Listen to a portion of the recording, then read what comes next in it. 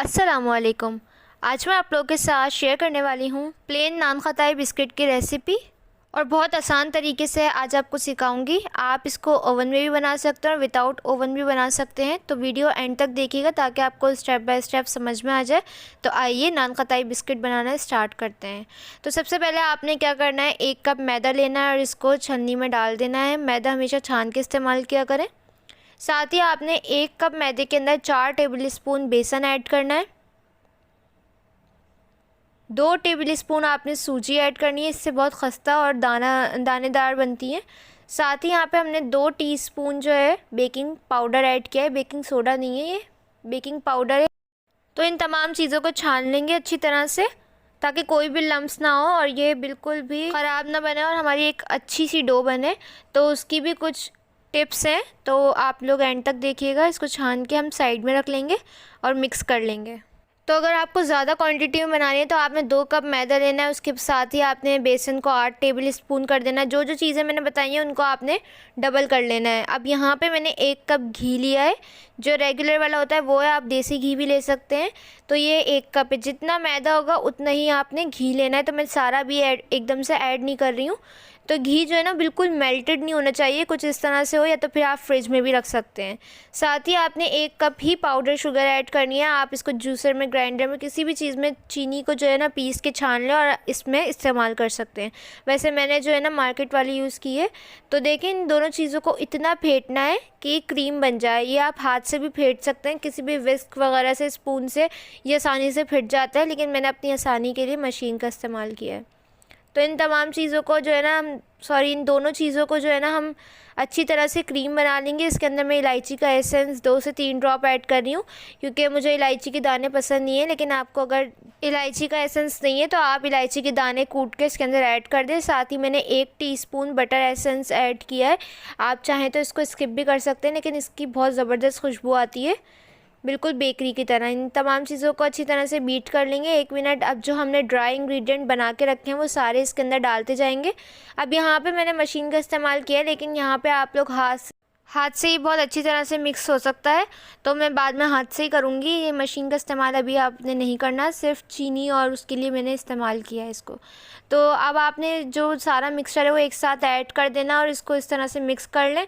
फिर आपने हाथ की मदद से इसको गूंद लेना है। अच्छा, ये हम बिल्कुल डो नहीं बनाएंगे, किस तरह की कंडीशन चाहिए वो मैं भी आपको बताऊंगी। तो घी जो है वो मुझे अब कम लग रहा है, तो मैं सारा ऐड करते जाऊंगी। पूरा 1 कप घी है।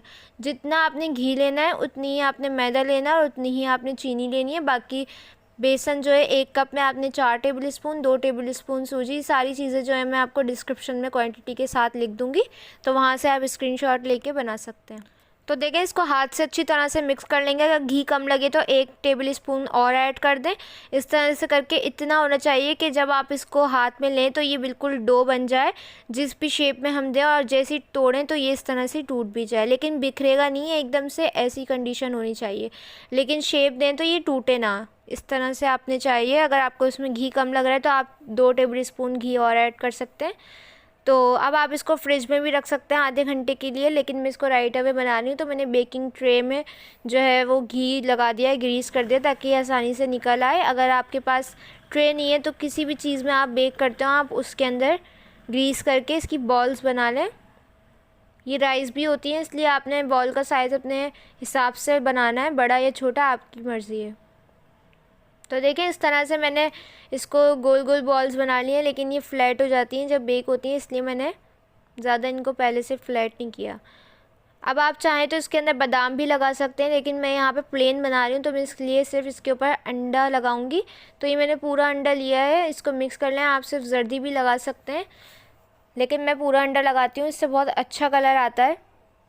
आप चाहें तो बादाम भी लगा सकते हैं, पिस्ते भी लगा सकते हैं, लेकिन ये प्लेन नान खताई है। इससे पहले मैं बादाम वाली दे चुकी हूँ, इसका लिंक आपको ऊपर नज़र आ जाएगा। तो यहाँ पे मैं इसको ओवन में बेक करूँगी। आप अगर विदाउट ओवन बनाना चाहते हैं तो आपको रेसिपी जो है वो आई बटन में शो हो रही होगी, उस मेथड से आप बिल्कुल परफेक्ट भगोने में भी बना सकते हैं।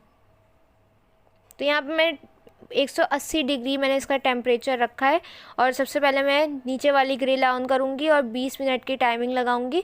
तकरीबन 6 से 7 मिनट जो है वो नीचे वाली ग्रिल पे, और फिर मैं 2 मिनट के लिए ऊपर वाली खोलूँगी ताकि ये ऊपर से भी अच्छा कलर आ जाए। अब देखिए यहाँ पे राइज़ होना स्टार्ट हो गई हैं और इनका नीचे से कलर मुझे लग रहा है कि आ गया। तो मैंने यहाँ पे 2 मिनट के लिए ऊपर वाली ग्रिल ऑन की थी और ये देखिए कितना परफेक्ट कलर आ गया है। आप पैन में बनाएंगे जब भी इसका कलर ऐसे ही आएगा, ये बहुत ज़बरदस्त बनती है पैन में भी।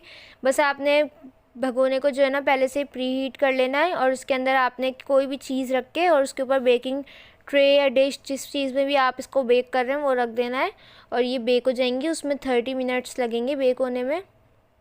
तो यहाँ पे देखें परफेक्ट हमारी खस्ता नान खताई बन के तैयार हो गई है। अब यहाँ पे आपने क्या करना है कि अगर आप इसको पैन में बना रहे हैं या फिर ओवन में, दोनों में आपने निकालने के बाद 10 मिनट के लिए फ़ैन के नीचे रख देना है, क्योंकि ये बहुत सॉफ्ट होती हैं, लेकिन जैसे ही इस पर हवा लगती है ठंडी होती है ये खस्ता हो जाती है।